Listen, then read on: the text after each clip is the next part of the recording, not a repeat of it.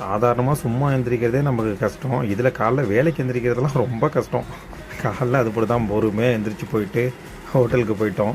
காலையில் பார்த்தீங்கன்னா பிரேக்ஃபாஸ்ட் சாப்பிட்டு போயிடலான்னு சொல்லிட்டு சப்பாத்தியும் சிக்கனு அதுக்கப்புறம் கொஞ்சம் தால் இருந்துச்சு, எடுத்து அதை போட்டு சாப்பிட்டுட்டு டியூட்டி கிளம்பிடலான்னு சொல்லிட்டு சாப்பிட்டோம். செம்ம ஹெல்த்தியான பிரேக்ஃபாஸ்ட்டு, எனக்கு ரொம்ப பிடிச்சிருந்துச்சி. அதுக்கப்புறம் அதை சாப்பிட்டு பொறுமையாக டியூட்டிக்கு போயாச்சு. ரூமில் மறுபடியும் ஒய்ஃபை கனெக்ஷன் தான் பிரச்சனை பார்த்துட்டு இருந்தோம்.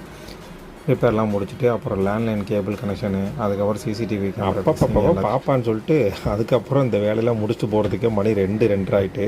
அதுக்கப்புறம் எங்கே நம்ம வீடு ரூமில் போய் சாப்பிட்றது, சரி வெளிலே சாப்பிட்டு போயிடலாம்னு சொல்லிட்டு பாகிஸ்தானி நம்ம நண்பர் இருக்கார் இல்லையா, அங்கே போய் சாப்பிட்டோம். அவன்கிட்ட கொஞ்சம் பட்ஜெட் ஃப்ரெண்ட்லியாக இருக்குங்க.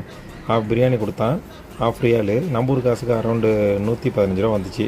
பரவாயில்ல, சில சாப்பாடு சாப்பிட்றப்ப தான் வீட்டு ஞாபகம் அதிகமாக நம்மளை தாக்கும்.